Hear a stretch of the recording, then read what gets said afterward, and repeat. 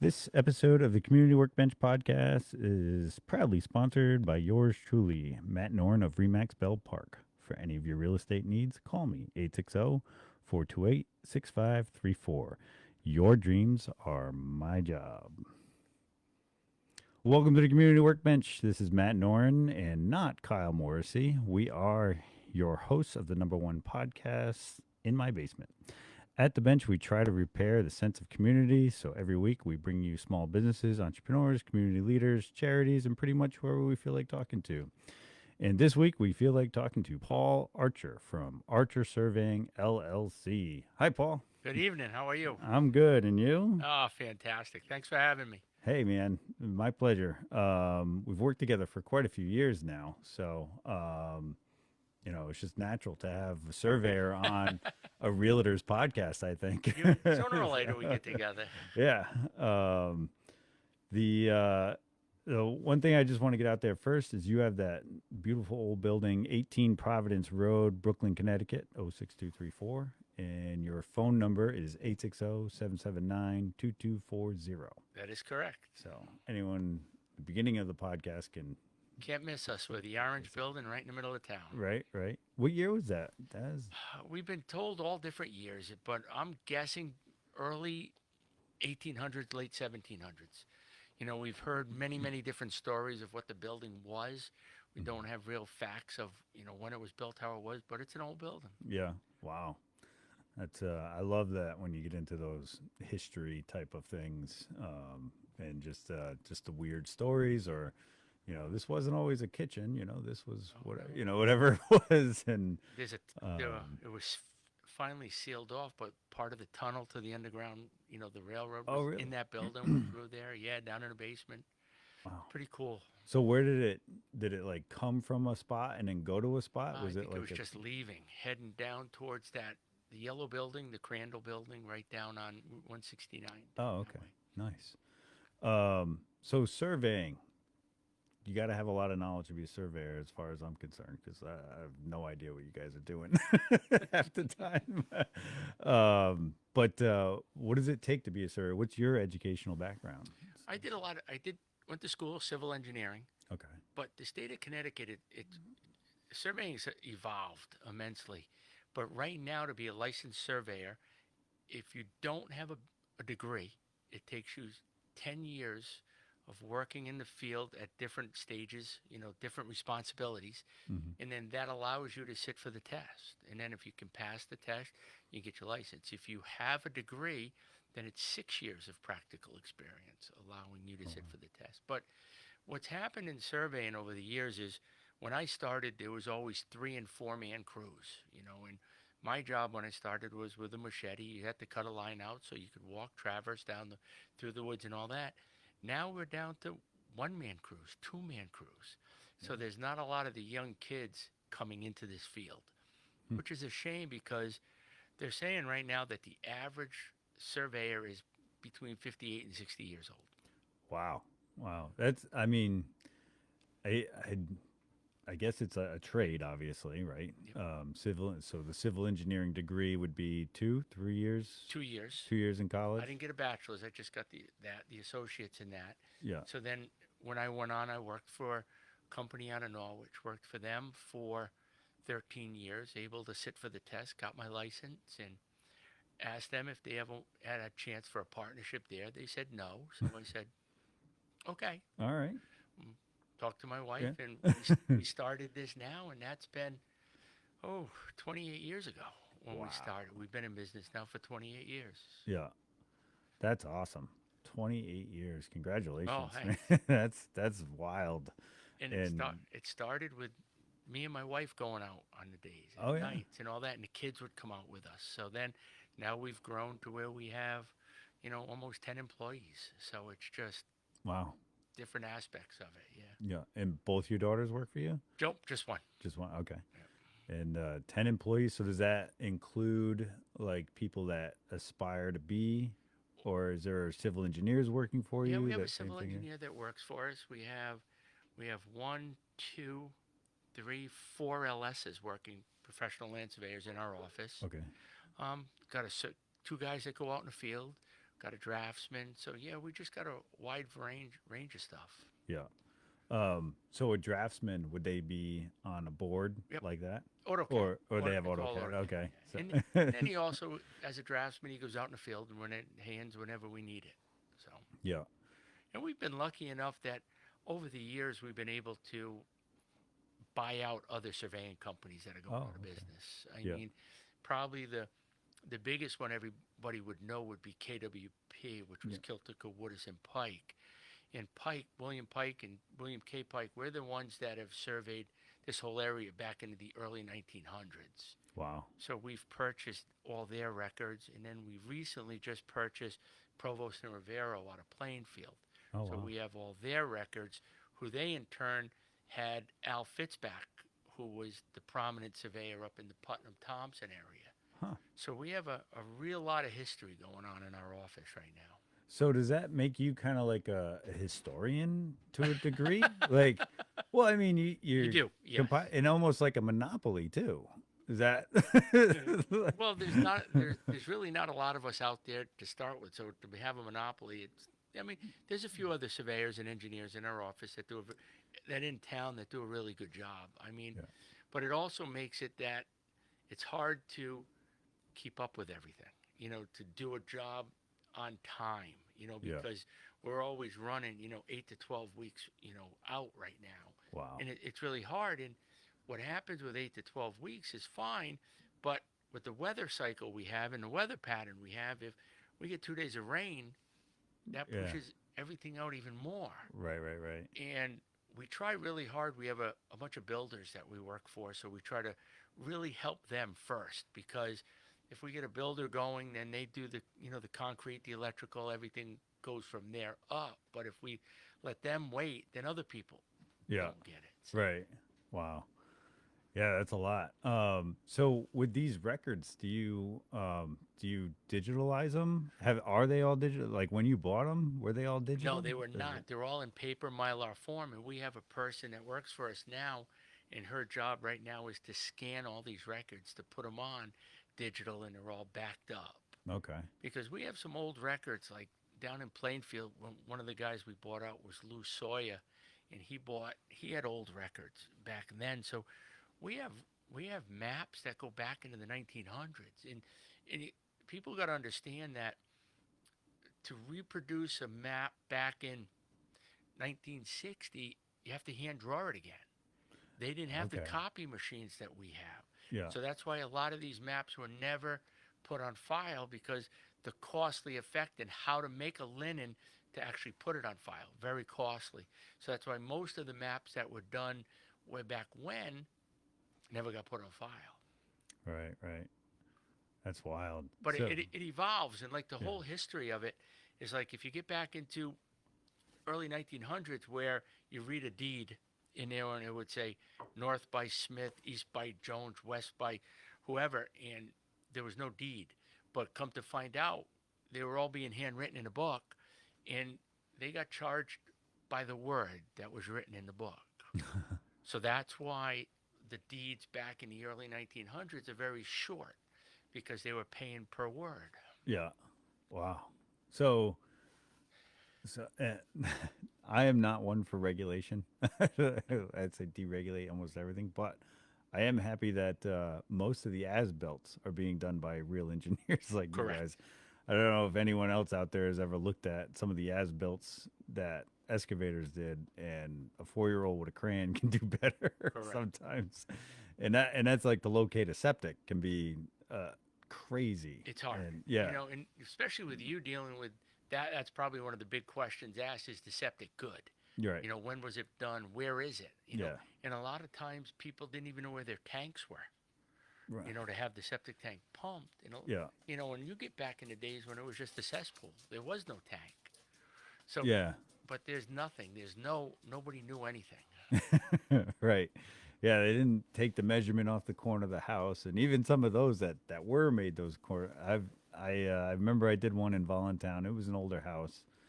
It wasn't so old that I want to say it was like 1940s or something like that, but there was two measurements, and one was from one corner of the house, one was from the other corner of the house, where your two tape measures, cross at Right. such a measurement.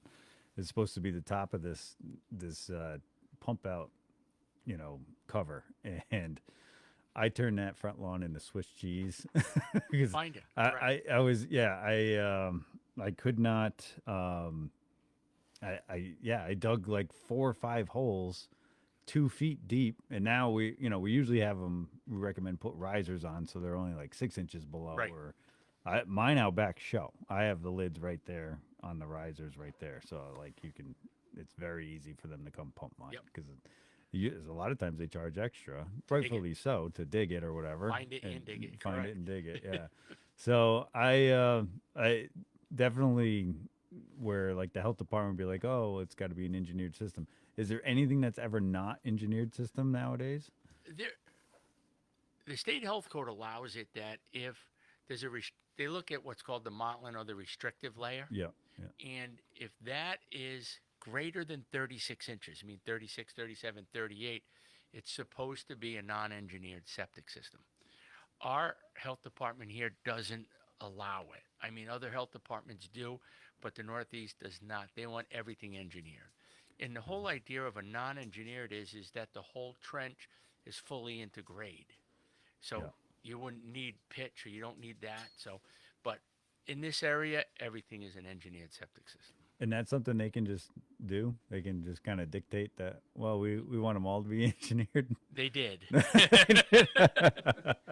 I mean, we go out to the central and east, and they still have non-engineered, but Oh, okay. Northeast does not. Yeah. Yeah, I deal with a lot of people buying land, and one of the contingencies we always advise them to do is make sure you get a perk test, make sure it's a buildable lot Right. before you purchase it. Correct. And so because of that, you and I have worked together quite a bit on those lots and stuff. The question I'm trying to formulate is is that like most of what you do, or is there like that just a small percentage of it's what you do? Small percentage. Small Most of the- percentage. Okay.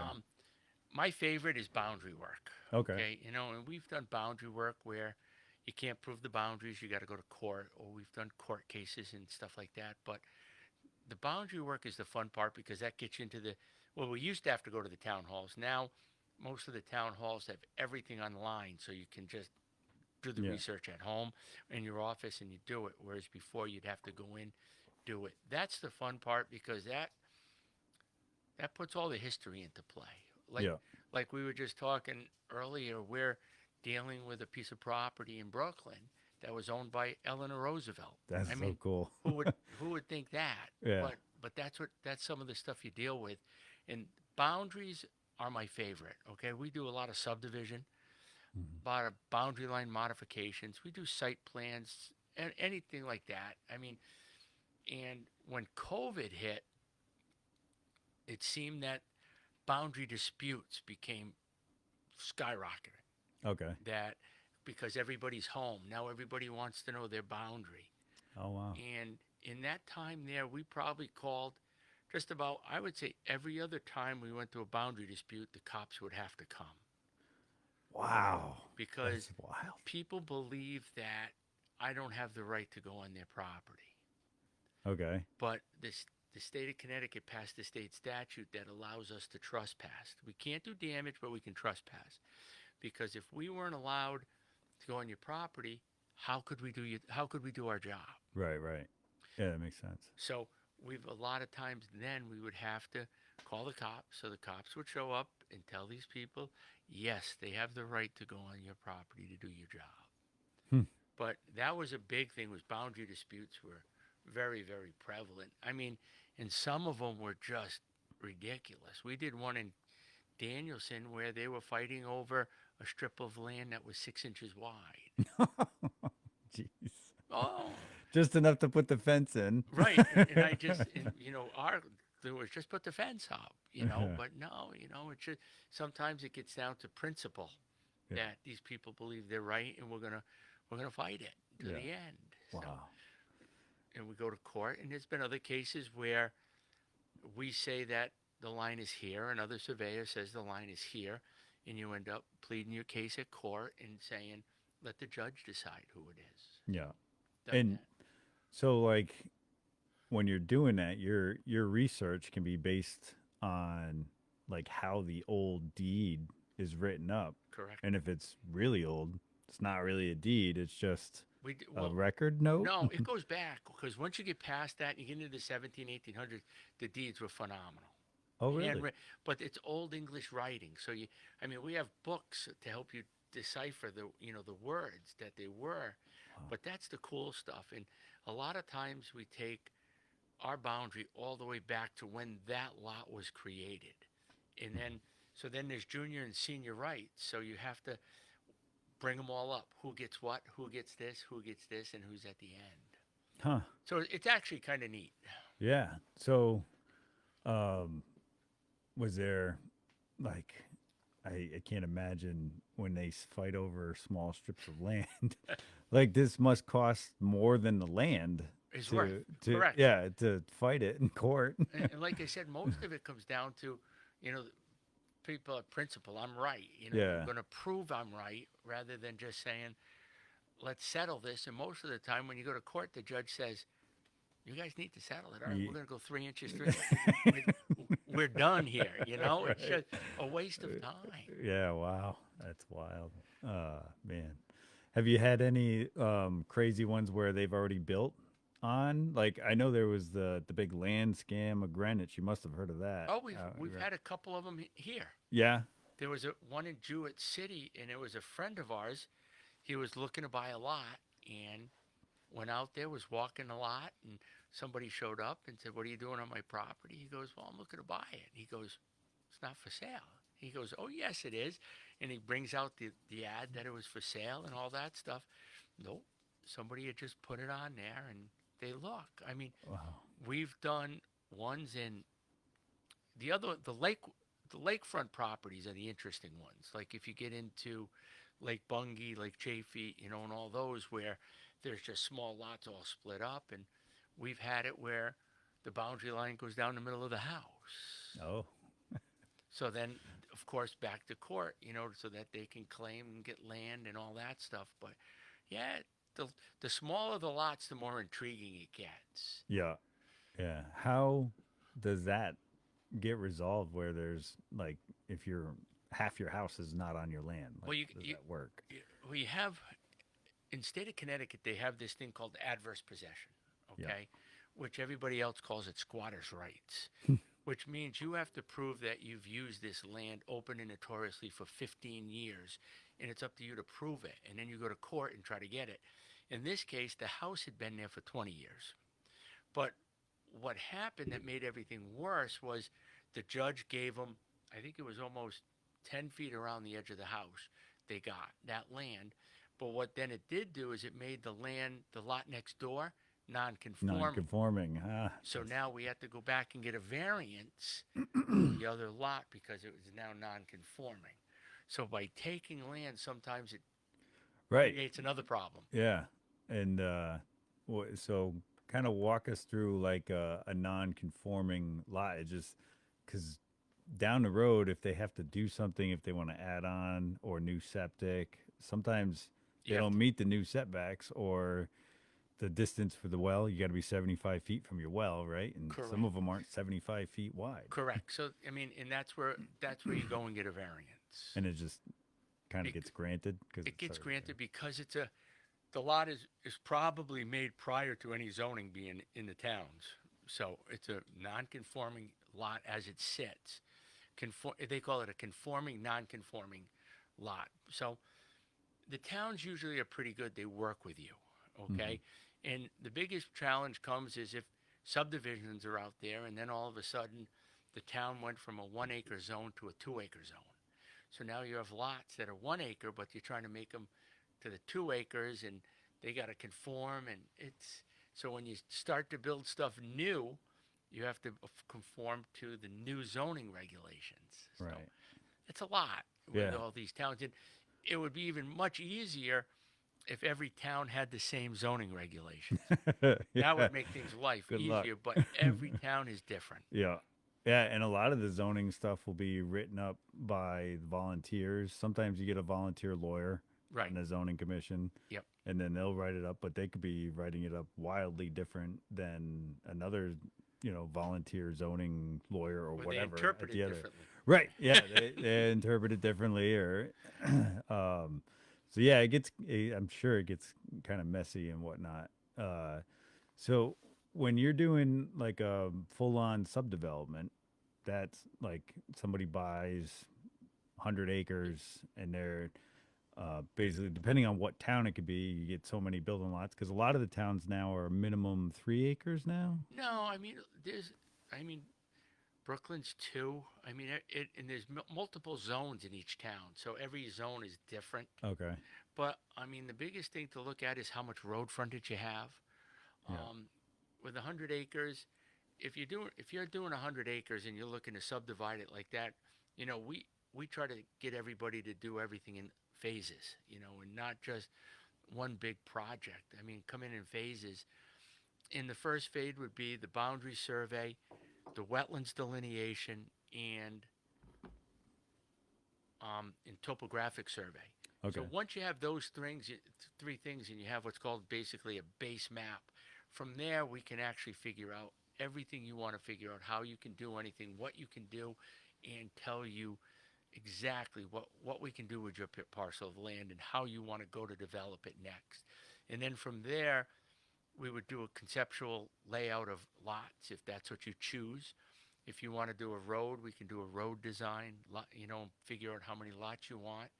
And then once you get that, then the next phase is the health department, where you got to go in and do soil testing to verify that each lot can meet the health code. Hmm. And then once you do all that, then you put the whole package together and you go through the whole Inland Wetlands Commission's review and the planning and zoning reviews. Yeah. And you participate in that, right? You go to Yes, the I do. meeting and Yep. Yep. And make the pitch. I'm also part of it that I give back too, because I'm on the Inland Wetlands Commission in the town of Killingly. Oh, okay. So we give our little bit of knowledge back that way. Yeah. Thank you for the service. I appreciate that. A lot of people don't realize that that's a lot of volunteer work and it's Correct. just people giving back. Yeah. So that's really important. I'm glad. Where our office is very big into giving back. I know my daughter is a big part of the Brooklyn Fair. Okay. Yeah. That's huge for us. Yeah. That we constantly give to that because we're in the town. We've been all part of the old Nikon soccer, all that. We thought it was big. So growing up and doing the business, having a homegrown business, you got to give back to the community, Yeah. which we do. Yeah. That's awesome. It's there's so many people sit on that side of the bench and tell us about like, oh, I just had to give, or they're always going above and beyond. It's almost like when you're a business owner, it's if you go from that like gratefulness kind of idea of it, like, oh, I'm so lucky I get to do what I love doing. Right. Now it's like, okay, how can I help others do what they love doing kind of thing and giving back. And that's I feel like it's almost 100% of the business owners that we interview have have back. that idea or that I mean, notion. we give back. You're part of the Brooklyn Fair is just huge to us because our community. It's a huge community, and my daughter runs the entertainment part of the Brooklyn Yeah. Fair. So Nice. we get dragged into that. You say it, dragged into it. No, I shouldn't say that because out of anybody there, I probably have the easiest job dealing with her because she brings in all the headliners. Yeah. Whoever comes from Nashville or whoever that comes in, and my job when they get off the bus is to entertain them till they go on the So you stage. take them golfing. Whatever they want to do. Whatever they want to do. I mean, and we've had, granted, they were young when they were started out, but we've had some big names. Yeah. Yeah. Well, the one thing I've talked to a couple of people about the entertainment at the Brooklyn Fair, the biggest thing is the people that they attract. So like, they could get Tim McGraw, Garth Brooks, big names, but they don't have the venue to do it. for the capacity of the amount of people that they Correct. would attract. So they have to gauge it by that. That must be actually kind of hard to do. It is because you figure back in the day, we've had Jason Aldean, Yeah, we've had Luke Bryant, yeah, we've had Lady Antebellum, yeah. Joe Diffie. I mean, Joe Diffie. it's just amazing the people that have Little Big Town. No, we didn't have Little Big Town. We've had I a think we bunch, did. but I mean, it's fun, and Yeah. then you do it. Yeah, and I remember like the Hebron Fair, same idea. They're probably a little smaller as far as Yeah. fairs go. I've only been a couple times, but I remember the year they had booked Florida Georgia line, and they had booked them almost a year in advance. Right. Well, in that year, they went double platinum. So Yeah. I was there with a double stroller, Right. my wife, and the Oh, yeah. place was packed. It was like, But how can you? Yeah, I can remember like crazy. Luke Bryant. We had Cole Swindell was his merch guy at Hmm. the Brooklyn Fair. That's funny. That is funny. But yeah, so But- that's a lot of fun. But we do the office gives back a lot. We try to make whatever we can for the community work. Yeah. Well, I mean, and you were telling me you brought up in scouting, you were Yep. Eagle Scout with 3 palms. An Eagle Scout with 3 palms. That's, Yep. And that's an incredible Eagle Scout alone is an incredible achievement. But with that, you like, because my son's in scouts, the big thing is to teach them leadership and community and giving back. So it's like a big thing. So, yeah, talk to us about scouts because you were going on earlier. Scouting was a big part of our family growing up in Waterford, and if I had known, like I said, my parents made me do it, and it wasn't something that I really wanted to do. But later in life, now that I'm an Eagle Scout, I really didn't understand what that meant. Yeah. To Yeah. everybody you talk to now, an Eagle Scout, I mean, wow, you did this. Yeah. But I mean, back in the day, we'd go out camping. We'd do the polar bear, the iceberg camp, which means you slept out when it was 32 degrees below. You got the iceberg. If you got this, you got even better and more badges. Yeah. And it was really neat, the camping aspect of it. Back in the 70s when I was going through Boy Scouts was a lot of fun. Yeah. Yeah. So it was fun. I was fortunate enough to be in the right place at the right time at Alexander's Lake, where I was able, 12 years old, to save a kid's life. That's amazing. So I was awarded the Medal of Honor from Boy Scouts, which is kind of cool. That's really cool. Back then, you didn't think it was cool. You didn't? No, at 12 years old, you're like, oh my God, I'm embarrassed. Everybody talk about this, make a big deal out of this. And so it's just, but now, later in life, everybody that comes in, it's still, all the badges are hanging on my wall in my office. All the medals are hanging up there. Yeah. So it's a neat thing. It's a great honor. Yeah, and it's obviously because you saved the kid's life. It's a badge that not many people get, right? It's like Right. Because it's a life-saving badge, right? Life-saving badge. And we then, were actually fortunate enough, and back in the old scouting magazine was Boy's Life. yeah, So it was a scout in action in Boy's Life, and I was written up in there, and it just, I think back now it's cool, but like I said, back then it was like, no.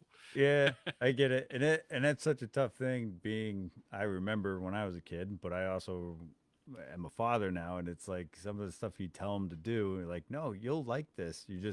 You don't right now, but you'll get it later. Correct. Like you'll understand later how Oh, cool this is. Yeah, some of the stuff you gotta kind of get them into rather than wait for them to ask to be into it. And I really think the whole thing, the experience in Boy Scouting got me into surveying because I just really enjoyed the outdoors. Oh, okay. So yeah, that makes was the sense. big thing that attracted me into the whole surveying field was I wasn't sitting behind a desk. I'm outside. I'm in the woods. I'm doing what I do. I'm doing in the woods and finding stuff in the woods, and it's evolved. It's really cool. I mean, surveying itself, because somebody asked me once what I thought the biggest thing in surveying was, the change in surveying, what it was. And I said, if I told you, you won't believe me. I think the metal detector was the biggest evolution in surveying. Okay. To find the pins? To find the pins, because we used to have this thing called a dip needle, which was a little box with a magnet in it that you would have to go over the ground and watch, see if the the magnet moved, so that would be where the pin was. Whereas the metal detector now just makes things so much easier to find the corners and all Yeah. that, which is, but now, GPS has come in, and that just is, to me, is mind-boggling how it even works, but it does. Yeah. So the GPS thing though, is that data you've been entering?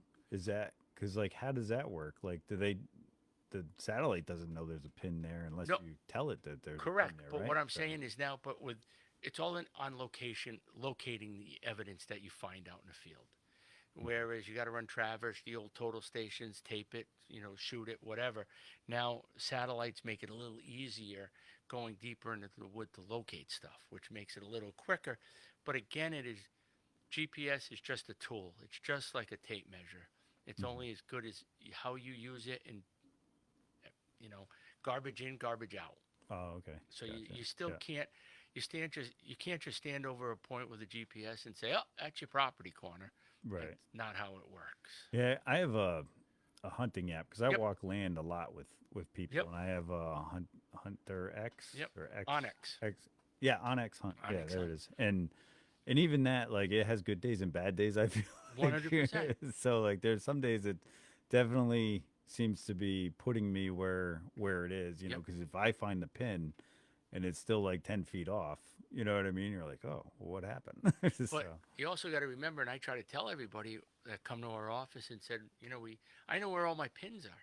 Well, you know where pins are, but now it's up to us to prove that those pins are correct. right, You know, how yeah, many of us have seen pins moved yeah, yeah.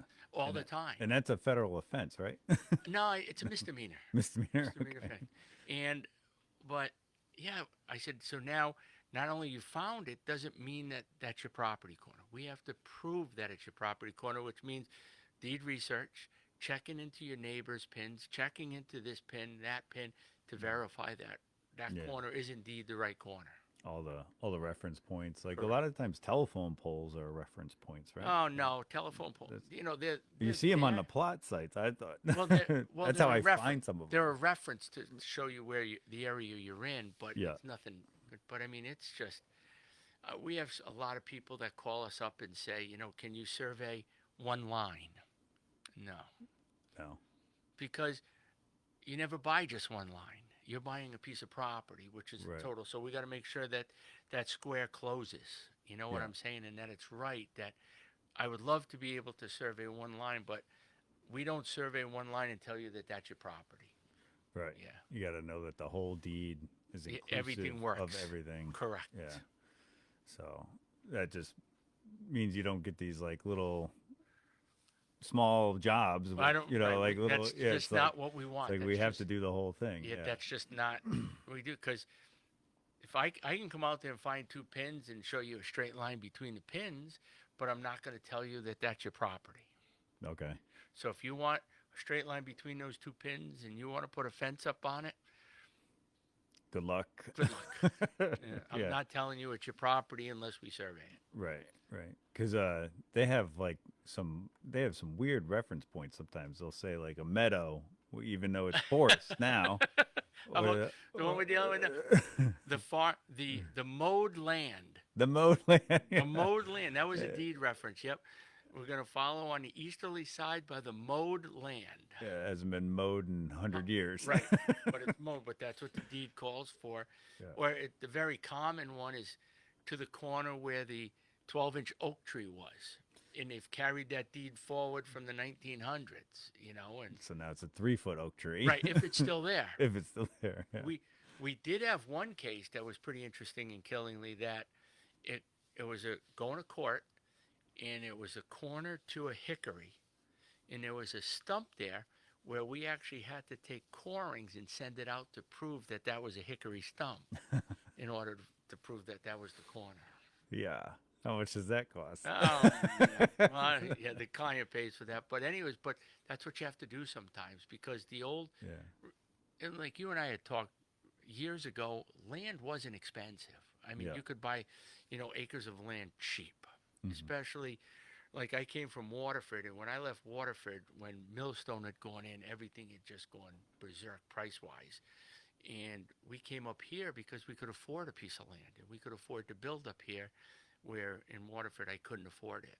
Okay. And then lately now land has becoming more and more prevalent and people want it.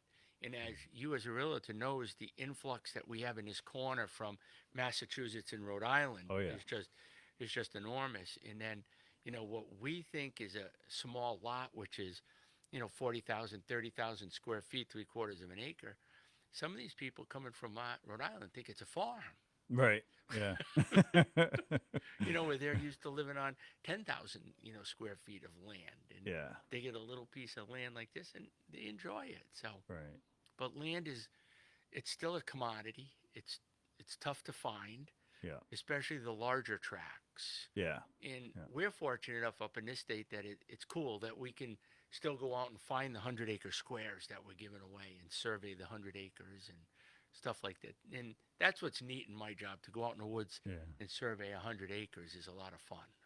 Have you found any artifacts? Have you found any, like, I don't know, burial grounds that weren't Oh, supposed all to the be? time. No. Yeah, Oh, yeah. yeah, we found some Indian burial grounds and all that. Never found a person. Okay. You know, Thank goodness for that. but there are a lot of surveyors that come across bodies. Wow. We've never done that, but I mean, old caves, Indian caves, stuff like that is pretty cool. Yeah. So like when you come across anything like that, do you have to tell anybody? Is that like a You thing? can't, You because the more people you tell, the more people are going to come out there and pilferage it. Oh, okay. Just like if we come across like Indian burial grounds and people want them put on a map for subdivisions and stuff like that, the state doesn't want that, because once it publicizes people, some people like to come out with metal detectors and metal detectors. Ransack it. Yeah. Wow. Well, I will say there was my grandparents had an old piece of property, but way up in the woods off of their property, I won't say which woods, there was an old cemetery that got, and it was like military family. Yep. So people were digging it up for the old medals. Correct. And stuff like that they were buried with. And that was just horrible to see, because we used to go just walk and see it. And one of the historical society preservation, you have these certain clubs that'll document stuff, Right. but they either had a mason or hired a guy that built the walls like higher and closed in all the openings. So it was like you would have to climb over this wall to get into this cemetery of, like, it was only like 15 people, maybe 15 sites. But like they made the walls higher and tougher to get into. Right. And tried to preserve it, but they were like every site had been disturbed. And that's what metal detectors do. But it's kind of neat, and then you start digging into cemeteries and stuff like that, and you have to be careful.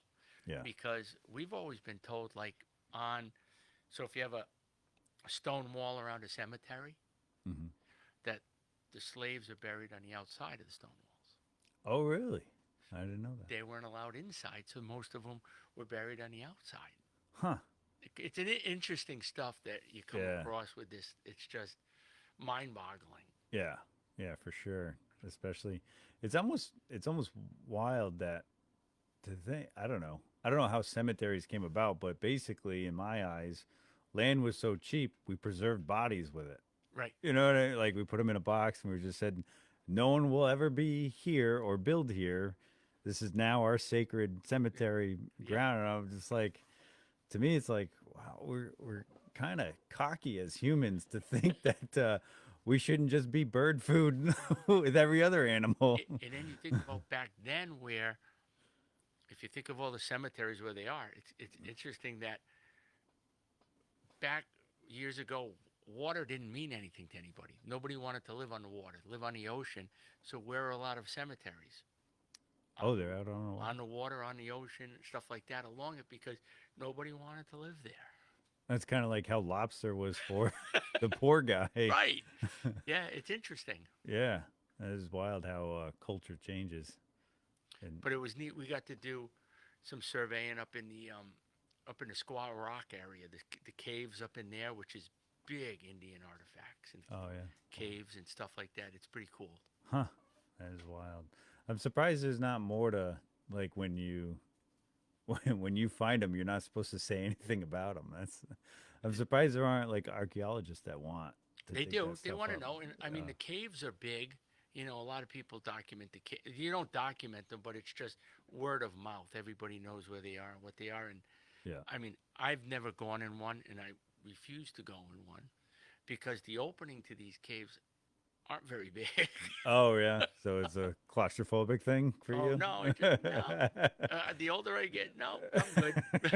I believe you, Yeah. you know. But it's cool. We find a lot of cool stuff. Yeah. You know. And so you must work with a metal detector. Have you found anything wild with that as far, or you just go No, for the nothing. bounty? Nothing that's made me rich enough that I can't. I still have to work. um, so, uh, so you do the boundary stuff. We've talked about the septic stuff. Um, you in your office, you keep a lot of antique tools of surveying tools, and I when I'm in your office, that's all I'm staring at. It's you. Yeah, it's So, it's got to the point where my collection started with maps, yeah. you know, I collect maps. I got maps back into the early 1800s that are just and they're all over my office. It's cool, and the maps not only look good but they serve a purpose because like I told you back in the early days they were just by Smith, by Jones, whatever. Well, those names are on these maps. Oh, okay. So when you're looking at Reference the points. areas, all the names are on the map. So it's pretty cool as a historical tool. But we have a lot of old equipment that date back into the 1800s. That, like I said, we have old surveyors and old companies and old people that know that this is my livelihood. That I'm not going to sell it. So they come in and they give us this stuff, and we got it proudly displayed all over the office. Yeah, You know, for sure. if if anybody ever wants to see it, come on in. I'll give you Yeah. the tour of the office. We got some neat stuff. Yeah, it's I've definitely it is like a museum in there. It's neat to We go see. back, like I said, we got some stuff that I don't even have out that's even old, but the change, we got everything. Yeah. Like I said, I told you earlier, the neatest thing some guy gave us at one point, he gave me a bear trap. And he said every surveyor needs a bear trap. But and it was just huge. It was one of the snap traps and Yeah. but he said a friend of his wanted it, so he came and took it back from us. So we don't have the bear trap anymore. So why what was the logic around every surveyor needs a bear trap? I have no idea. It was he was an old surveyor. He was a good friend of ours, um, and he had it hanging in his office and thought it would look good in my office. So, but it's not there. Yeah. That's funny. What as far as actual like surveying tools, what's like your oldest thing Oh or God, we got an old compass, the Adelaide old surveying compass that's in the mid 1800s. wow. It's actually pretty cool. Yeah. You know, it's just some of the stuff that they would use. It's just amazing. You know, we have one of the 100-foot chains, the actual real chains that they used to carry. Mhm. Um, we were fortunate enough, we got the records of a gentleman by the name of Tom Danielson, who goes back late to 1800s, early 1900s. In his, I gotta stop you there. His last name's Danielson.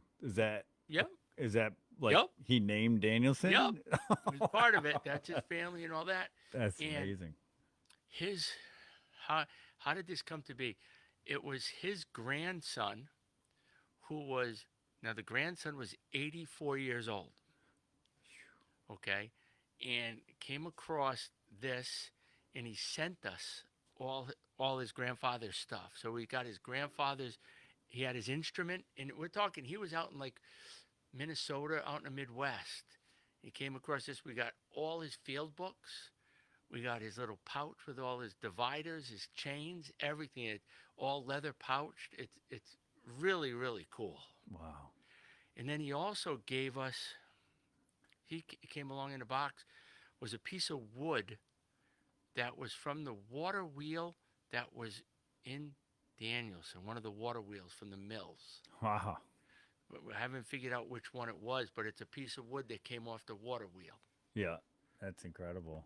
I took down a porch and rebuilt the porch on the corner of Main and Winter, and the owners haven't kept it up. It's not pretty to look at anymore as much, but the old porch had an old um, wooden gutter in it, but Oh, they just put a new roof over the wooden gutter. that and put a new fascia on, new gutter.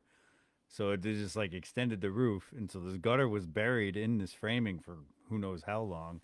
And the carpenter had signed it, and it happened to be an OJ, which I'm related to, Yep. and it was incredible because it was, you could tell it was if anyone knows like what a router is, well, a shaper is a larger router, Right. and you could tell that it was made on a very rudimentary shaper, like it wasn't as fast turning, and you could see the marks Really? in it, Ah. how they they cut out the gutter. Yep. This is one piece of wood, and they basically hollow it out, and That's cool. it was, yeah. So it was neat to find, and just like that kind of, it reminds me of like stuff like that when you get to see the old tools. Like, I mean, you can see Yep. this set is all Oh, yeah. my grandfather's, my dad's, a great uncle. All their tools have kind of Here. And come down to here. the other thing, I used to have a board that was pretty cool, was all the different types of barbed wire Oh, really? that came up in stages, because there's, stranded, ribboned, there's butterfly, there was probably 12 to 15 different types of barbed wire, Yeah. in that you could actually age how this fence was built by the age, by the barbed wire, the style that they used, which is interesting. Yeah. All the little stuff. Yeah. That's crazy.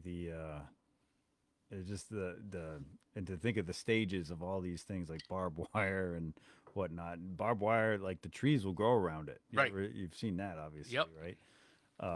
And it's the history is cool. Yeah. And then before barbed wire, they used to have this thing called the Virginia rail fence, which we've all seen them, where they would almost look like V's going down.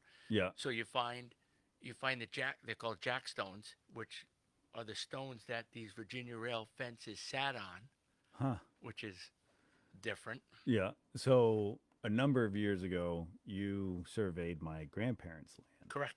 and my grandfather was EB for I don't remember how many years, couple of decades at least, and he was in the model shop and general foreman. Those are ones I knew of, but he had large spools of the cables that held up subs and pieces. So this cable was steel covered with plastic, and he had some fences done with that. And when he had first bought the place in '64, he had put up some of the fences with that cable, and there was trees growing around that too. And that was kind of interesting because it was like, I forget what is it air aviation cable or whatever they call it, but they would hold these big pieces of Right. the sub up to put them together and whatnot. So he had a bunch of that was either like discontinued or they're throwing it out because if it ever got stretched or whatever, like structurally they couldn't Right. say Or this it is wasn't big worth- enough. Yeah. And long enough. Oh, yeah. Right. So it's kind of funny to see what people use as boundary lines and pieces of whatever for. Well, a lot of times back in the day, they would use the old axles from the cars. Oh, really? Yeah, and that would As be a driven post? as the post. Yeah, Okay. because it was a metal thing with a point on it that Yeah. you would just drive it down in, and it was axles. The worst thing that I think is, they're the nicest looking, but the worst is when a deed calls for a granite mirror stone in the corner. Okay.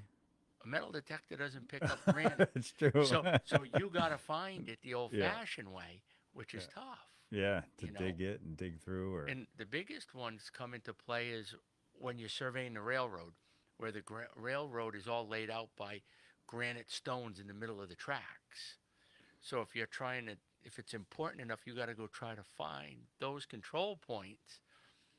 Good luck. and Dodge trains. Dodge trains.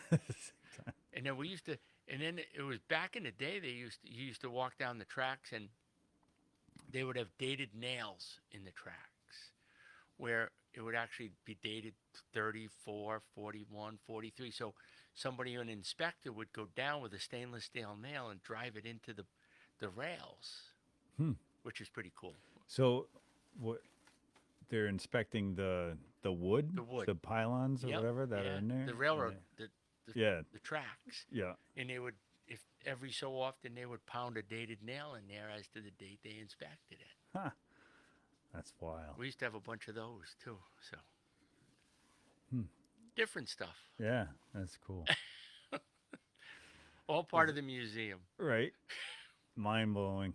And I know I'm a nerd about all this stuff because I've been in the housing industry for 20 some odd Yeah. years. But it just, to me, that's cool. Like, and then the fact that you have all these archives now of the area and whatnot, that's like right here in Brooklyn. Oh yeah, Brooklyn. It's just amazing what's here. It's just all around us. I think the history is amazing.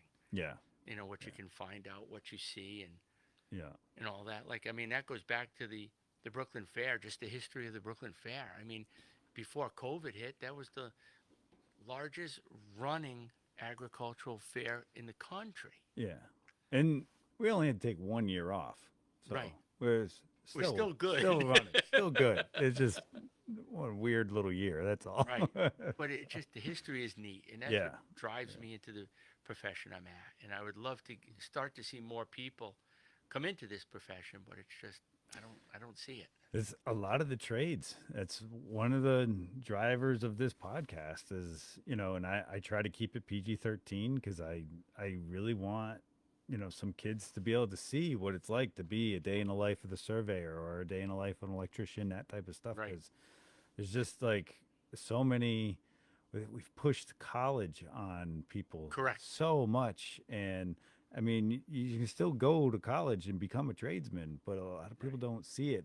It's very, and my family or the elders of my family, I hate saying it like that, but the Right. generation above me, they were mill workers and proud of it. That was like some of the best things you could do in the area Right. was get a mill job. And, we had a whole kind of a culture shift where that was looked down on. And that to me is just crazy. It was like they built everything, like every toilet you've ever sat on was like That was big. came out of American Standard, right? In Moose Up, that's Yeah. and to me it was just like it was crazy that you could see that culture shift. And then now after that, no one likes to be a mill worker. Okay, so we don't have manufacturing. Well, if we don't revitalize the trades in this area, what do we, you know what I mean? Then we're really going to be screwed. Correct. We can't, and the guys that are still holding on to the trades, I mean, they're going to be able to charge whatever they want. and And that everybody looks may at not us be a and bad says, thing. "Oh, it's so nice you're outside." Well, some days are really nice. Well, other days it's cold in the winter. We Yeah. still go out in the cold. Yeah. The snow doesn't. It slows us down, but it works. Yeah. You got to deal with bugs. You got to deal with poison ivy. You got to deal with ticks. Yeah. I've had all that stuff. I mean, it's what you do. Yeah, I worked with a guy. So I started at Woodstock Builders in July of '02, and I started talking to the guy next to me, and he was older, but he was laboring with me, and I was like, oh, this is kind of nice for out, because I was used to being in school all the time, and it was kind of like, oh, this is nice. We're outside, and he's like, dude, it's like humid and it's hot. And I'm like, well, yeah, but isn't that better than sub-zero temperatures? And he's like, eh. He's like, there's really only like 3 or 4 good days to work outside per year. Is how he felt about the whole thing. And I was just like, wow, Yeah. you gotta, and he didn't really have an appreciation for that Right. kind of thing. And I was like, it was kind of tough because I started thinking like, oh man, it's hot out here, Oh, it is. There's some days But- it's hot, some days it's cold. Yeah. And it's just walking through the woods. It's not an easy thing to do. I Yeah. mean, it's not walking the track. Right. You're walking Yeah, you're 100 hiking. acres. So it's just, but you're outside. Yeah. You're out with nature, and it's fun. I've enjoyed it.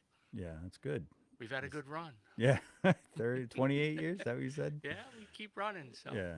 So that's awesome. And then the fact that, this was your love and, you just loved it yep, and probably fell in love with it again and again we throughout the years and we keep doing it. And, different and hopefully aspects. my daughter will continue it on, and that would be cool. Yeah, that'd be really cool. So, um, does so now, like when you have when you're in a business and you're like go to sell it, like you think about like your assets and like Right. a book of business, your Right. client book can be an asset. Right. These records are obviously a huge asset now as well, right? Correct. Because So, you think about this, if the survey is put on file, okay, it's a public record, just like a deed's put on file. It's a public record. yeah, But there are so many maps that are referenced in a deed that aren't on file. Okay. Okay. There's, like I said, back in the day, it was too expensive to reproduce that map. It wasn't. They didn't have staples back then where you go and say, "Hey, can you make a copy of this?" right, right. They had to actually hand draw these in order to put them on file. So that's why a lot of the maps back in the day are not on file. Wow. And now, as you scan them in and document them, is that something you kind of keep as your business asset, or Right. does that become public? No, no, no, that's all me. Yeah. And we're only scanning them so in case something happens, a fire, God Yeah. forbid, a flood, anything, something happens, we still have everything recorded Yeah. because And you, yeah, it's history. It's a piece of history. for sure. And you're, yeah, obviously keeping the hard file or the hard map, Yep. the actual map or Yep. whatever. So does that mean have you had to buy or rent storage? Uh-huh. Oh yeah, I mean my basement at the office is only so big, so Yeah. now we've rented storage unit and it's there. It's just it's what it is. Yeah. That's cool. But I mean technology is just an amazing thing, like AutoCAD, all that stuff instead of hand drafting. It's just I can't wait to see where it goes from here. I mean, they have now scanners that you just set up a thing and it scans everything. It's just technology is amazing. Yeah. I will say I think we need to take more caution when it comes to AI. This is Yep. my personal dumb guy opinion, Yep. but I just feel like we're giving it too much credit, too much to do. That's kind of my thought. I mean, I still remember when the first total station came out and we bought one and it What's was a total station? total station would be it actually shot a distance. It was a laser that would shoot a distance. Oh, Back okay. into a prism it would shoot it. When they first came out, Infrared. infrared it Okay. would shoot that and would get a distance and there was the instrument was $20,000. But yet so you would shoot it and then you would pull the tape out and verify what you just shot because you didn't believe it. But that's how it works. We got the $20,000 laser, but it takes us twice as long Long to do it. right. As But, we're but it's measuring it. accurate. But it's just until you prove to yourself that this is it. Yeah. It's just new. Right. It's just a Yeah. tool. It's Yeah. just a tool. That's wild. In your office, you have this really long board with numbers on it. Yep. It's not. It's like it's a transom pole. It's a right? leveling rod. leveling rod. It's Tell a- me about this leveling. It's a rod. 1934 leveling rod. It's 14 feet long, folds in half. It's wood, and it's got to be probably 4 inches wide, And it was made, what we've been told, it was made for railroads and well, I'd say airports, but airports weren't back in the 40s. So it was made for the railroads so that this thing you can see farther because the railroads are basically flat and you needed to level the rod so it was longer fire so you could get a longer sight on this thing. Huh. It's pretty cool. Yeah. I've never seen one before, but there's one hanging in my office. Yeah. So you didn't have to ever use that. Oh God, no! I would hate to carry that through. Oh my God. Oh, and then we've had yeah, no, I'll leave the next one alone. Does your license is it only Connecticut? I'm only Is it- licensed in Connecticut. And We get a number of calls from Massachusetts, Rhode Island, but I'd always had enough work in Connecticut that I didn't feel I need to go anywhere else. That's kind of where I am with real estate. I haven't had to refer too much. I just referred one out to Maine too. So I like, there's, it's not, yeah, Yeah, there's, I there's a don't lot need of it. work here. So, Well, and then the biggest part is, yeah, you can get your license, and then you got continuing education. You got a lot of other stuff you have to upgrade, the yeah, expense of the license and all that. And it's just yeah. that, yeah, don't need it, don't want it. How often do you have to do continuing ed? State of Connecticut, we do not. Oh, you don't? We Oh, do okay. not. No, but Gotcha. other states do. Yeah, We in the state do not. yeah. We had an electrician on here that said that there are actual states that don't require an electrician's I would license. buy that. I could not believe that. I was astounded. Well, I'm astounded too. We have people that call us up and said, ask us what the price of a boundary survey is. I give them a number. Well, I googled it, and it should only be $500 Because Google told them that. because Google told Oh, them we that. just turned my Google on. They're always listening.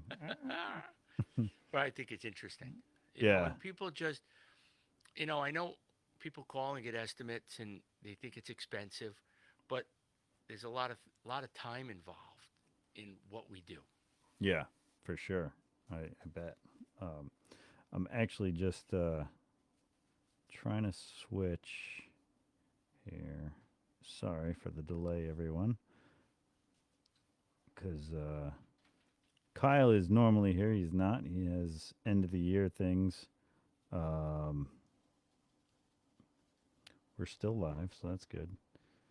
I didn't know if there was any questions or comments. Last time he wasn't here, I didn't really check that. Um, but no, we don't have anything else going on. So, right? Can I see that? There we go.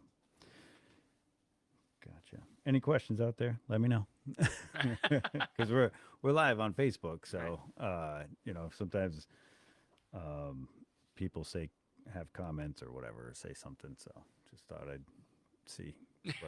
But And basically, we like to stay in Wyndham County. We've okay, gone down. Of course, I go down in Waterford and London because I like to get hometown every now and then. But yeah, mostly everything we do is in the Wyndham County area. yeah. We stay close. Now, if you go into, so you've bought these records for, was it Thompson, Yep. and you've bought a number of them. But before that, how does it work? Like, if you don't have access to that information, do you have to go out and survey Yep. something that might have already been Yep. surveyed? Yep. But Okay. it's still, even if it's been surveyed, you still have to bring it up to today's standards. Okay. And the records we got are just a huge tool to help us lead us in the right direction. We still have to do the research. We still have to prove what we're doing. We just don't take other surveyors, word of mouth, that it's right. Yeah. But it gives you a very, very good. We all know, just like you as a realtor, which realtor is good, trustworthy, and which realtor we gotta be a little careful with. Okay. Yeah. Okay, it's the same thing with the surveyors. There was a number of them out there that, okay, Yeah. oh, And everybody has a bad day, so well, that happens too. yeah, So and it's tough because it's just some surveyors cut corners, some don't, yeah. and who did a good job and who you have to be a little more cautious of. Gotcha. Gotcha. Yeah, So, I'm sure you recognize quality. at You know, 100%. sure. Yep. Yeah, no matter what in your field, you're going to be able to recognize the quality. Um, what what would be the difference between you and like a title company? How does Well, that? now remember, so now that's a good question. All right. Okay. So now, like, for a for an attorney, okay, so you go buy a piece of land, you go to an attorney, the attorney does a title search. Hmm. Okay. The attorney is not looking at the meets and bounds of your property. They're looking at title commitment. They're looking at encumbrances. They're looking at, is there a mortgage? Is there a right of way? You know what I'm saying? But they're not looking at the actual meets and bounds that goes around your property. And remember, an attorney don't probably, I believe they only have to go back a 40-year marketable title. Okay.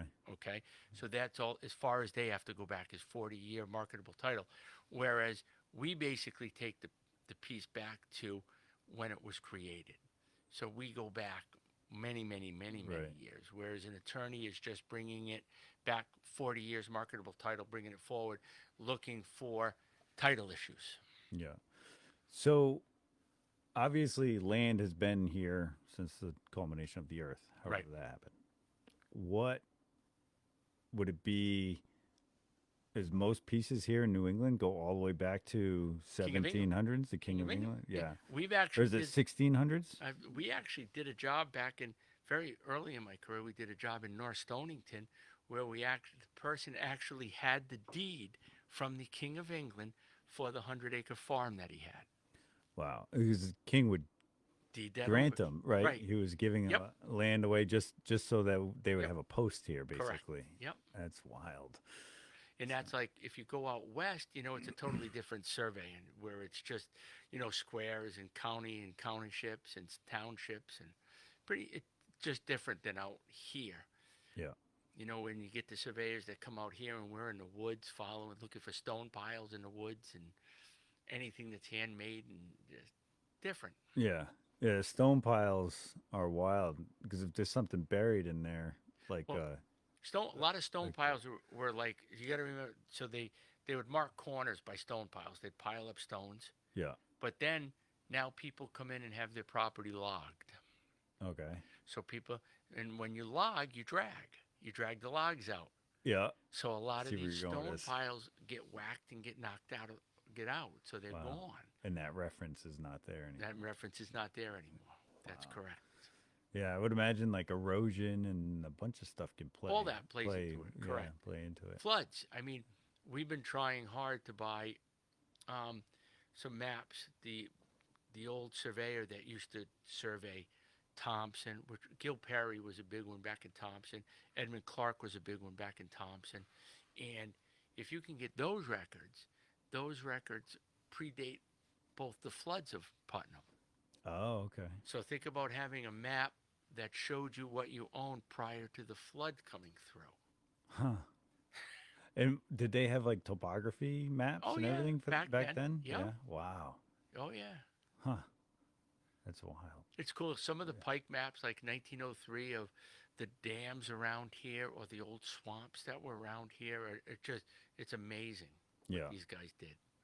Now, wetlands, like wetlands delineation, stuff like that, that's a different guy, That's a right? different guy. Yeah, Yeah. we hire a soil scientist that goes out there and reads the soils for the wetlands. Yeah. He hangs flags. We go out and locate the flags and put them on the map. Yeah. And then is there data involved in that? Like what do you know what makes a wetland a wetland? Wetlands in the state of Connecticut are soil based. So basically, they have to auger down 20 inches, and they read the different layers of the soil, looking for the different level. I'm not a soil guy, Yeah. so I don't know. Right, right. But that it's all soil based. It's not water. It's nothing. It's all based on the soils. Yeah. Yeah, I heard that before where like a lot of people will say, "Well, there's a stream there." And I was like, "Well, that actually doesn't mean Well, that's not a wetlands. That'll be Yeah. a water course. Yeah. Okay, so there's but how far outside of the stream is wetland? You Correct. know what I mean? Oh, And that absolutely. can be very different. correct. Each Yeah. one is different. Yeah. Oh yeah. So, that's wild. It's just different, And then, like I said, it's just all part of it. It's fun. Yeah. And then, it's interesting now because with the GPS and everything that you do, it kind of ties all maps together. So we put everything on what's called Connecticut Grid. So now, if we do a project here and a project here and we dump them into the computers, they dump in together. So we know where we are in Windham County. Whereas in the earlier days, you didn't. It was just out in no man's land. But today, with Connecticut Grid, it really you can tie all your surveys together, and that gives you more history to prove to the next one and down the line. Wow. So, do you think there'd be like I mean, the way you do like an A2 survey. Okay, so what's the difference between just a survey and an A2 survey? A-survey, there's different types of accuracy used, okay? Right, that's what I thought. An A2 survey is the accuracy that you used to locate the monuments, the points to create your map. So now, then the other one that everybody hears about is a Class D survey. A Class D survey is nothing more than a compilation plan that you've gotten from research, maybe an assessor's map or nothing. You might not have even done any survey work whatsoever. It's just a pictorial picture of the map. There's a class C, which is, I think, within 2 feet. You know, the accuracy you locate within 2 feet. But the big standard is A2, so that Yeah. you have to be within a certain tolerance for every point you locate. So now down the line, do you think, like, if there's an A2 survey on record, Yep. like down the line someday, will they have a more accurate, or will those are those like basically you don't have to contest Well, no, you have to, because they're but you have to update it because maybe don't forget everybody. You know, we have an A2 survey, but what's around you? So on an A2 survey, we're supposed to locate everything within 15 feet of the property line, and you're supposed to show encroachments. So now, if how do we know what the neighbor's done? Has the neighbor built a shed? Has he built a fence? Has he done right. everything around it? So you basically have to continually update the survey as to what's going on around your property line. So if I redo my stone wall on the property here, would that be part of an update? You can't. Just Now, if update? that's a boundary stone wall, you're technically not supposed to touch it because you and your neighbor own it. Well, so from what I thought, and correct me if I'm wrong, and neither one of us are a lawyer, but I thought if I had permission from him to just make it a nicer wall, Restack it, correct? and restack it, I wouldn't move it by No, any you, means. I think you. I think you're fine. Yeah. So, but would that so like would that be an update on my A2 No, I server mean, as a refurbished stone wall versus just a no. stone I think wall? it's just a restacking of a stone wall. You haven't straightened it out.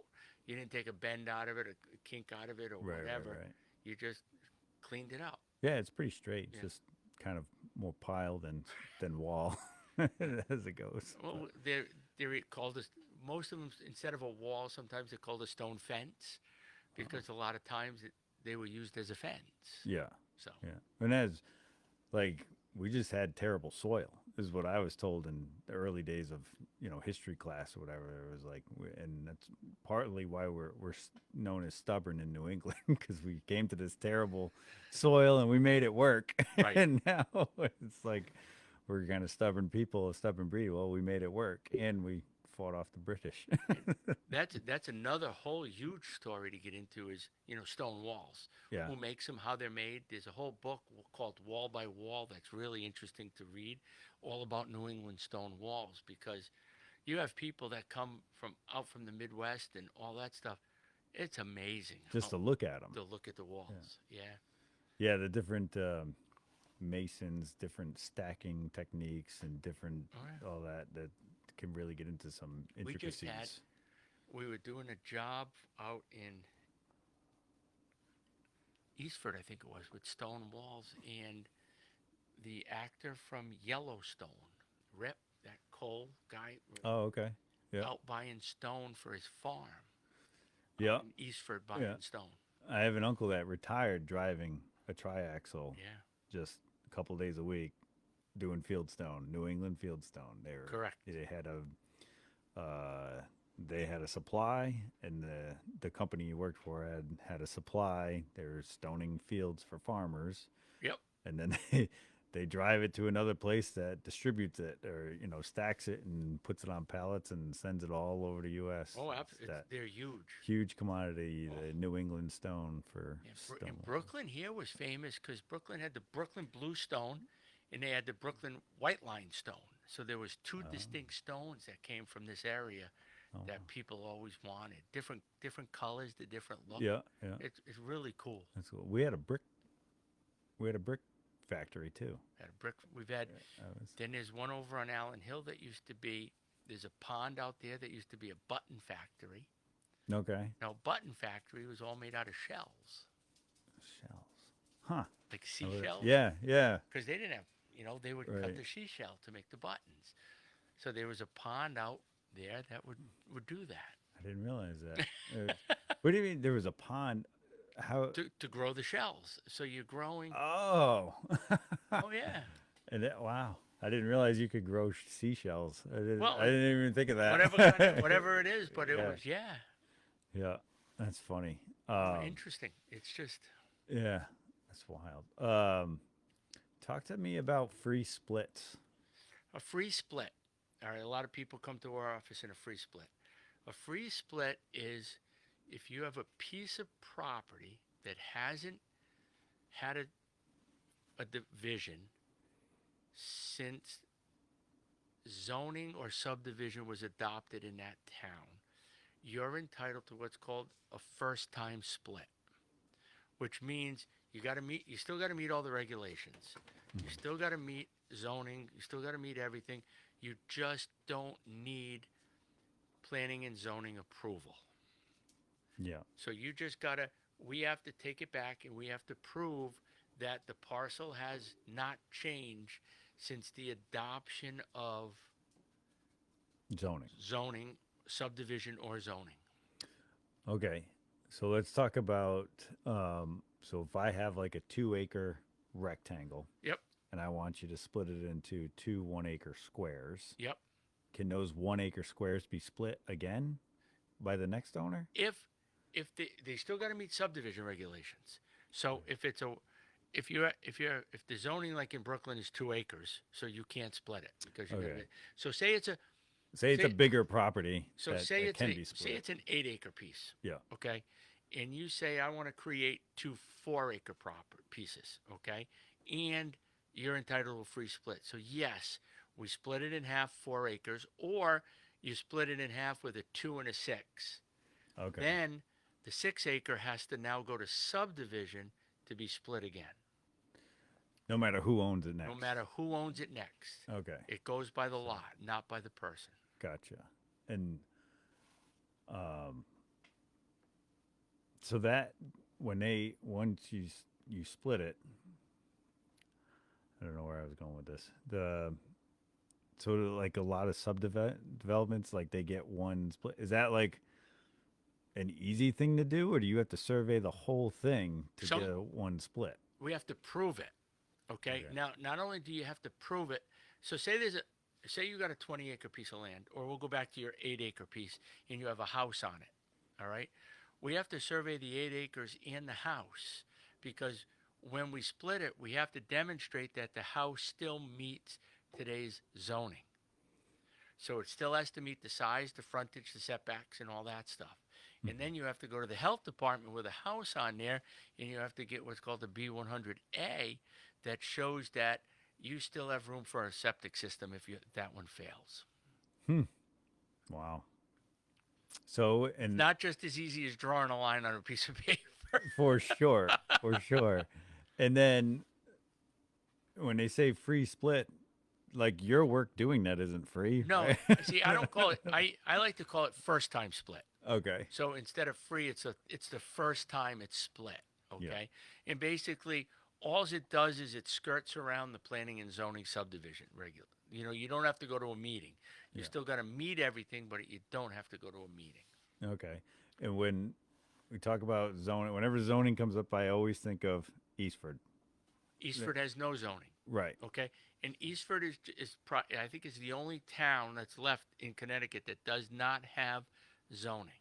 Okay, so but when you subdivide in Eastford, they still have subdivision regulations that has to have certain size setbacks, Yeah. that stuff. But when it comes to zoning, you can put a commercial building and a business pretty much on any piece of land. That's I still way- think that I'm not sure if they have different. Yeah, I probably right, but I bet you still need for a commercial building. You're going to need zoning regulations. You're going to have to meet certain standards okay. because we're in the process now in Eastford. We're doing the new Eastford Church, so we have to go through the whole planning. Mhm. The plan. It's not planning and zoning. It's just planning Okay. and wetlands. Yeah. Okay. So does Eastford? I kind of see the benefit from the landowners and the taxpayers with the less regulation overall, but is there a reason? Is there something that Eastford as a town gains by not having zoning? I don't know. I mean, I think I kind of like it where I think you have to have a little discrimination. Like for some neighbors, would build their house right on the property line, where I think a setback gives them a little buffer between you and the next neighbor. Because you know we deal a lot with family plots that we've seen now, that the family has had two houses, three houses next door, and Yeah. they run sidewalks between them and everything else. Well, now they're selling them. Yeah. Now you got to deal with this stuff later down the line. It was fine when it was all family owned and it was a family property, but when it's not family, then it becomes a little different. Yeah. If they have enough acreage, they can just build houses on it and not have to split the land or We're do a still waiting boundary to line. see. We're still waiting to see if the governor signs this new bill that basically is skirting zoning for a little bit. So it's kind of interesting. So what? Do I you have haven't any more details on I that? haven't don't read know, a 'cause whole lot. I've heard, he's trying to do away with some of the parking regulations. He's trying to make it so instead of one house, you can build multiple houses on a site and you don't have to go to planning and zoning. So it's all about affordable housing. Yeah. He's trying to make it so that the houses become a little more affordable. I don't know if that's going to work. Right. So, Yeah. I see that. I mean, but have you because seen houses aren't coming down in price? no, no, I mean, we just still have such a supply and demand issue. Correct. We're just still out of balance, Yep. which, the higher rate, well, the rates are at like the medium of what They used kind to of be. where they should be. Right. They're not 14 and they're not 2. Right. And I get it. I refinanced. I love my 2.8 on the, Right. and I get that part of it, but I also get like, when we go to 7 and 8, you get more of a balanced market where, people aren't buying houses without inspections. You know what I mean? Like Right. that kind of thing. So that luckily it's we're still at a balance with supply and demand, but but there's more caution with buyers now, as like in COVID. I mean, there are people waiving inspections, and then I talked to the inspectors afterwards, and they're like, "We're inspecting in post," and there have been some horror shows, Oh yeah. things that problems they inherited that they would not have inherited if they had done Right. inspections before. But to get the offer accepted, you're up against 20 other offers that Right. may have inspections or don't have inspections or whatever. So it was just a wild time. It was just complete pandemonium when everybody was buying, and then COVID, everybody was coming to northeast Connecticut because they didn't want to be in Mass or Rhode Island Well, anymore. like we live on a lake, and we found it like, we're such centrally located where we're an hour and 10 minutes from Boston. Yeah, What are we? 35, 40 minutes from Providence. right. An hour from Hartford. Yeah, We're 40 minutes from New London. I mean, so we're in the middle of anything. So these guys are like, well, why am I going to pay the prices in Boston and Rhode Island when I can come live here and work from home? yeah. Most of them work from home at least a portion of the week. Right. So So it's yeah. it that drove was- everything crazy. Yeah. Oh yeah, because a buyer from Massachusetts was not afraid to throw another 30,000 on because they were still getting it cheaper than they were And our just taxes over the border. Yeah, and our taxes were half of what he was paying. Yeah. Oh, so yeah, but Yeah. we're still that way. I mean, we're still good. There's still some land is not an abundance. I mean, people are holding on to it a little more. Yeah. Um, but Yeah. A lot of people like me that have a 2.8%, well, they're not changing mortgage up. rate. Yeah. I'm not going to sell my house To go anytime where? soon. Right. Because then I go into a 7 and, For what? for now No, it's, so, yeah. 600,000 for the same house. Correct. Yeah. So, yeah, it's definitely interesting. I would expect that there would be a correction in the market, at least a correction. Maybe not a full-on recession like '08, but there would be some sorts of correction. Well, I But- think it's there. Like I said, I think like I said, we're just limited to the amount of houses. Hmm. But I think the correction's got to come. It's just the prices of materials is still Yeah. nuts. It's Yeah. just what these developers have to go through to get a house is nuts. Yeah. Yep. I've talked to a couple of builders, and they're like, if you don't have at least 400 grand for a 3 bedroom, 2 bath, it's like we can't even really talk because of the cost of labor. Cost of labor is high. Correct. Cost of goods is high, and yeah, there's a and you still might go in with negative equity depending on what you build and what Correct. you do to it. And how you doing So, it? Correct. yeah. Oh, I agree. So yeah, it's wild times. Strange. It's fun. Yeah, makes it definitely Yeah. interesting. So, well, Paul, I really thank you for coming out. Oh, my pleasure. I enjoyed it Great. wholeheartedly. I'm glad you did. You're always welcome here at the bench. I love it when, especially when tradesmen come out, because it's definitely something we don't want to lose in this area. Are really good tradesmen and whatnot. I think we offer a service around here that's needed. Yeah. I don't see Oh, surveying for sure. I don't see surveying going away. Yeah. I just don't. I think, we're driven by banks, and everything that they want to know what the bank wants to know what they're putting their money to. Hey, have you been contracted to go simply measure a lot for a bank? Well, in the beginning, we used to do these bank surveys, which were totally useless. But we are hired by banks. They want to know what, especially when they take property back. They want to know what they got Yeah, for foreclosure, for that kind of thing. foreclosure and all that. Well, so I sold a house for a guy in Killingly. The lender, the lender was out of Massachusetts, I believe, and no warning, just a guy in an orange vest showed up and started measuring the property. And it didn't look like he was doing anything other than like measuring from one boundary to another and then one boundary to another to get like the approximate square footage, something like that.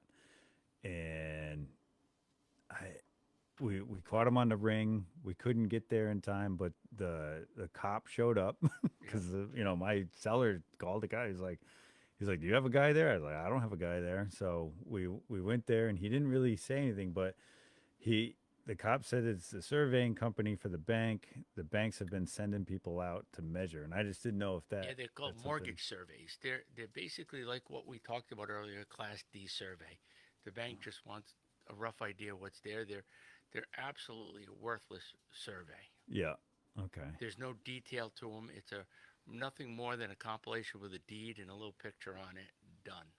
Yeah, the guy was there maybe minutes? 20 minutes. Yeah, it was Yep. just weird because but you'd think that the lender would tell us, like inspectors make, Sometimes, like it's just I know weird. we try to make it a point when we go to the lot and we're there that I tell our guys that we go knock on all the neighbor doors and just say we're surveying. You're going to see us walking around here. This is who we are, and stuff like that. Yeah. Doesn't happen all the time, but we try hard to make that Yeah, neighbors. a warning. Well, people are uncomfortable. People walking around their yard. Right. Oh yeah. Granted, we're always in orange and say Archer surveying all over the shirt. The company says it in the road and all that stuff. Yeah. But still, we like to knock on the door and say, this is who Yeah. we are. This is what we got. Yeah. And if you have any questions, here's a business card. Call me. Yeah. We know you love answering questions.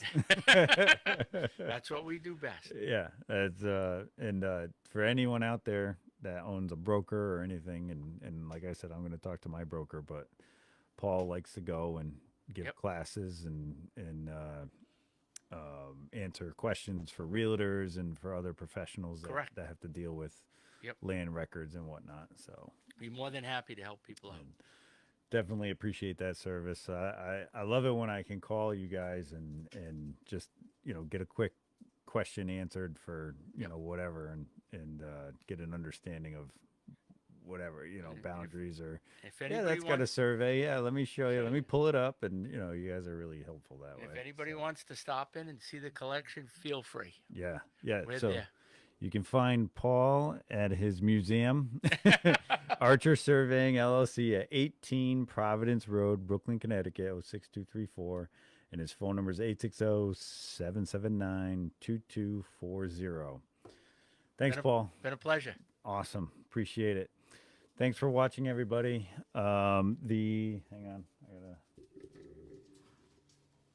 Kyle's not with me, so bear with me about the tech. The Community Workbench family is kicking off their Be the One campaign. It was started by the American Legion in efforts to stop veteran suicide.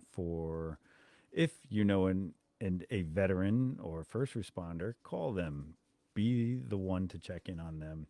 For more details, visit betheone.org. Oh,